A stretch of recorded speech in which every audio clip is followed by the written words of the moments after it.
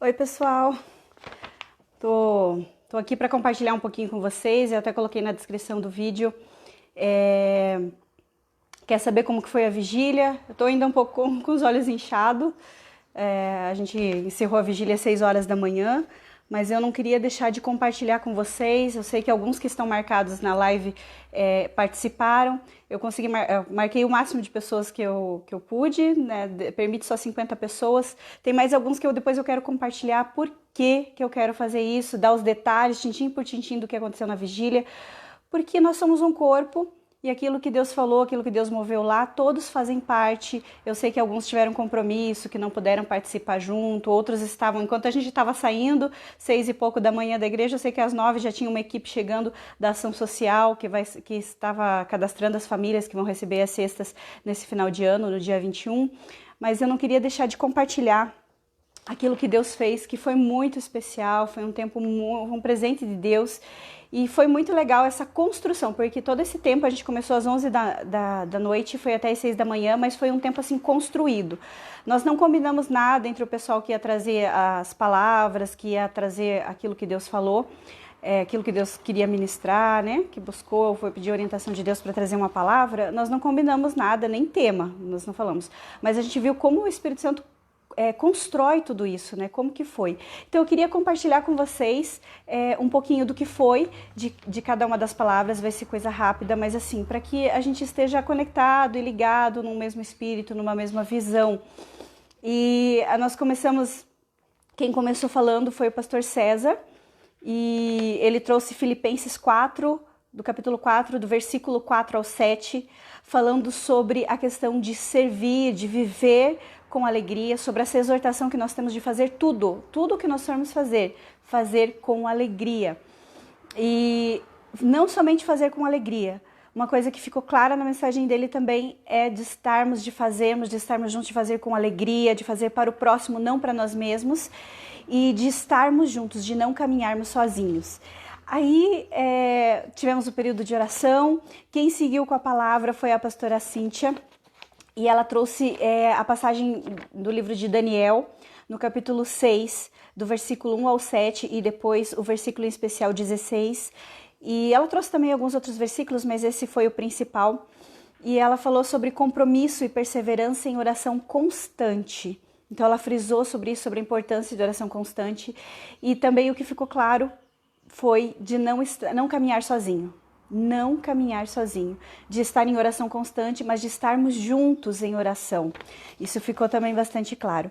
Aí depois o pastor Tiago trouxe a palavra em Josué 1:8, falou sobre a questão da importância, né, de meditar e obedecer sobre as duas pernas para caminhar, né, e para fluir, e até um princípio que a Bíblia fala sobre a gente prosperar o caminho, seria meditar na palavra, e não somente meditar, mas obedecer.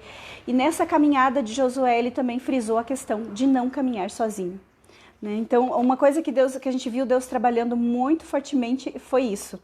Aí depois a pastora Heloísa trouxe a passagem do livro de Lucas, do capítulo 9, do versículo 23 ao 24, falou sobre negar-se a si mesmo. Essa chamada de Jesus, né? Aquele que quer me seguir, negue-se a si mesmo, né? E siga-me. Tome sua cruz e siga-me. Falou das dificuldades, do que Deus usa, do processo que Deus usa diante das dificuldades para nos moldar, para trabalhar em nossa vida.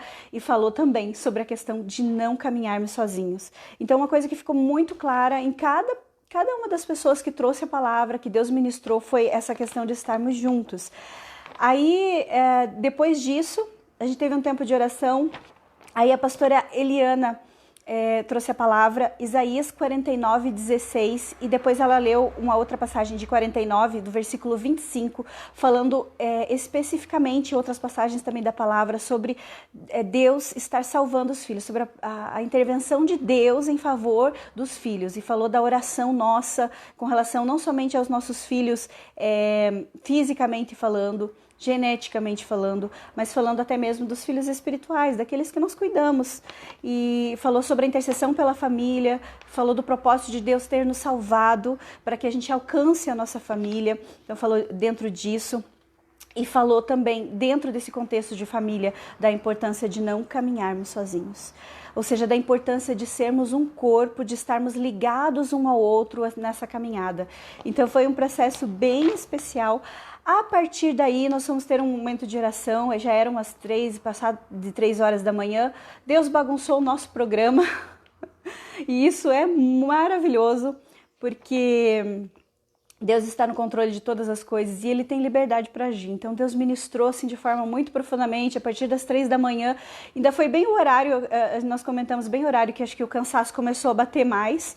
Foi um horário assim que o Espírito Santo agiu de uma forma sobrenatural, assim falou de uma forma sobrenatural e Deus usou cada uma das pessoas que estava lá. Assim, cada uma das pessoas trouxe, Deus já estava movendo, Deus já estava trabalhando. E Deus usou, Deus levantou pessoas para estar falando. Foi um tempo de oração muito precioso, muito precioso. E daí o pastor Pedro trouxe uma passagem de Mateus, versículo 26, do 40 e 41. E dentro dessa passagem de oração, eu queria contar a experiência que foi. Teve uma das irmãs que se levantou lá e falou de um sonho que ela teve.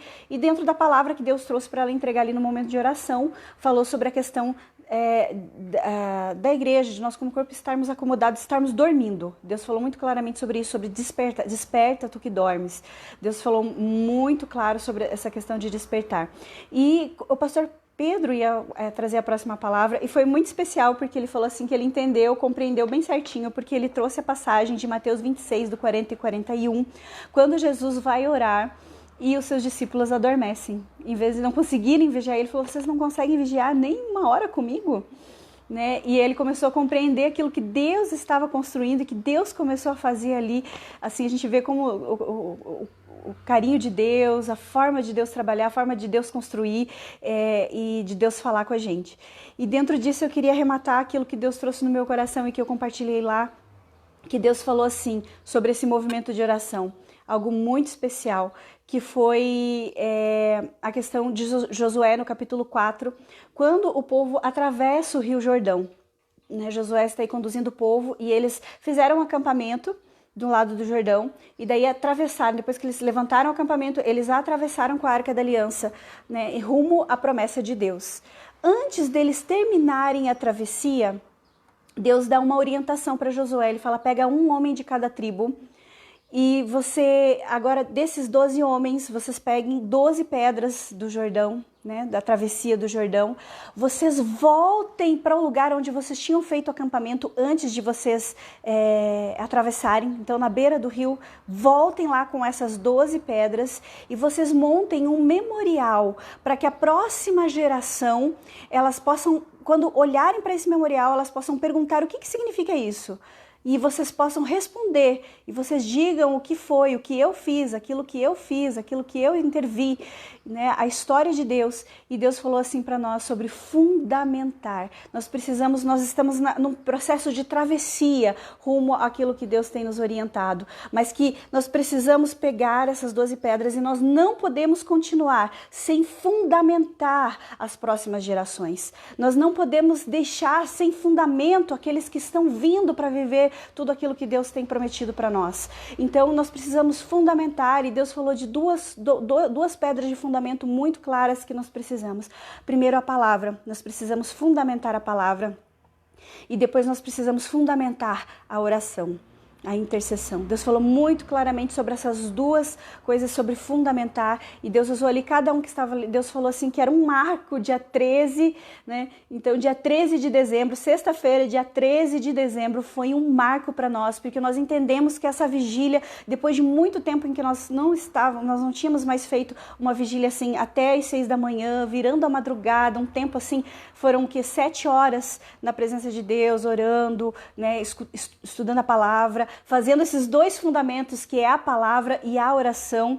Então nós entendemos que esse era um marco de algo que Deus estava fazendo, que Deus estava nos ajudando a fundamentar, e que essas pedras que nós estamos estabelecendo através da palavra e da oração é o que vai refletir para a geração que está vindo como referência, né? E foi muito forte. Uma coisa que eu quero compartilhar, a minha experiência pessoal com a vigília foi que nos momentos que Deus estava falando muito com a gente ali, assim, os momentos de oração que foi muito profundo, a ministração do Espírito Santo de Deus. Uma pergunta que eu me fiz diante daquilo que Deus estava fazendo era assim, aonde eu estava todo esse tempo que eu não estava nesse ambiente? Não que eu não ore, não que a gente não ore, não que a gente não se movimente em oração, não é isso.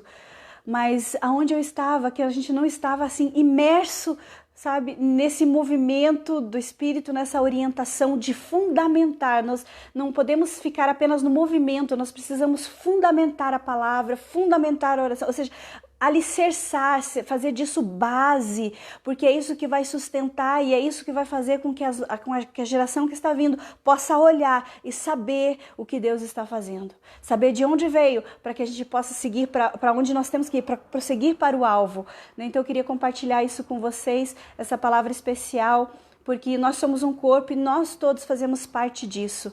Então Deus abençoe e se prepare, porque nós vamos ter mais movimentos de oração.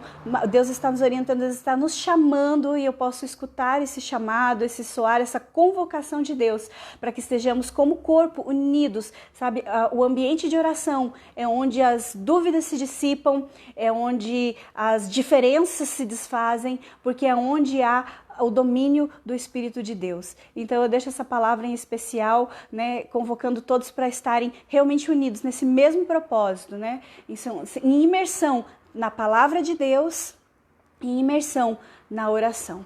Então Deus abençoe, gente.